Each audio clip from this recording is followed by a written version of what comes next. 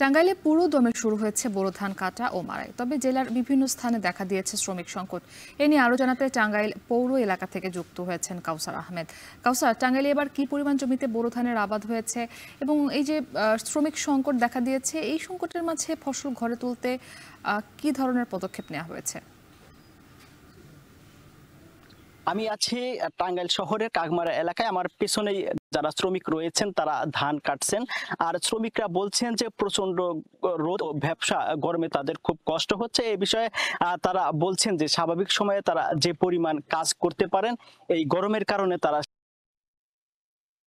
টাকা মজুরি শ্রমিকের মজুরি শ্রমিকরা ধান কাটছেন। আর এছাড়াও পার্শ্ববর্তী কালিহাতী উপজেলায় 1000 থেকে 1100 টাকা মজুরিতে ধান কাটতে হচ্ছে যারা কৃষক রয়েছেন তাদের। এতে শ্রমিকরা ধান কাটছেন, আর এছাড়াও পার্শ্ববর্তী কালিহাতী উপজেলায় 1000 থেকে 1100 টাকা মজুরিতে ধান কাটতে হচ্ছে যারা কৃষক রয়েছেন তাদের। এতে করে তারা বলছেন যে তাদের উৎপাদন খরচ বেড়ে গিয়েছে অনেকটা। আর এছাড়াও উৎপাদন খরচ বাড়লেও ধানের দাম খুব একটা বাড়েনি, আর যে কারণে তাদের লাভও হচ্ছে না। আর এ বিষয়ে যারা প্রান্তিক পর্যায়ের কৃষকরা রয়েছেন তারা বলছেন যে তারা সরকারের কাছে দাবি করেছেন যে উৎপাদন খরচের জন্য জ্বালানি তেল, ডিজেল এবং বিদ্যুতের দাম, এছাড়াও সার ও কীটনাশকের দাম কমানো হলে তাহলে উৎপাদন খরচ অনেকটাই কমবে, তখন তারা অনেকটাই লাভবান হতে পারবে। আর এদিকে আমার সাথে কয়েকজন যারা শ্রমিক রয়েছেন তাদের সাথে কথা হয়েছে, তারা বলছেন যে এই গরমে তাদের মজুরি বাড়লেও তারা স্বাভাবিকের মতো কাজ করতে পারেন না। আর এছাড়াও যে পরিমাণ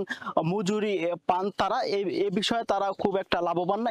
এর কারণ হিসেবে তারা বলছেন যে তারা 800 থেকে 1100 টাকা মজুরি পেলেও যখন এই টাকা নিয়ে তারা নিত্য পণ্যের বাজারে যান, তখন তারা বলছেন যে নিত্য পণ্যের প্রত্যেকটা পণ্যের দামই বেড়েছে। আর এছাড়াও অনেকের সন্তান, যাদের শিশু সন্তান রয়েছে, এছাড়াও যাদের ছেলে মেয়ে লেখাপড়া করে, তাদের সংসার চালাতে হিমশিম খেতে হয়। এদিকে আমার সাথে কথা হয়েছে কৃষি অর্থনীতিবিদের, তারা বলছেন যে এই কৃষিতে যদি আধুনিকায়ন করা হয়, বিশেষ করে হারভেস্টার মেশিনের মাধ্যমে যদি ধান কাটা হয়, এছাড়াও যদি মেশিনের মাধ্যমে রোপণ করা হয়, সেই ক্ষেত্রে ধানের উৎপাদন খরচটা অনেক কম হবে বলে জানিয়েছেন অর্থনীতিবিদরা। আর এদিকে টাঙ্গাইলের যে কৃষি কর্মকর্তা রয়েছেন তিনি জানিয়েছেন যে চলতি মৌসুমে টাঙ্গাইলে প্রায় 1,76,000 হেক্টর জমিতে ধানের চাষ হয়েছে। তো অন্যান্য বছরের তুলনায় ফলন অনেকটাই ভালো হয়েছে। কৃষি কর্মকর্তা জানিয়েছেন যে প্রান্তিক পর্যায়ের কৃষকদের পরামর্শ সহ এছাড়াও যারা বিগত বন্যায় ক্ষতিগ্রস্ত হয়েছিলেন তাদের ধানের বীজ, এছাড়াও সার সহ বিভিন্ন কীটনাশক দিয়ে সহযোগিতা করা হয়েছে। আর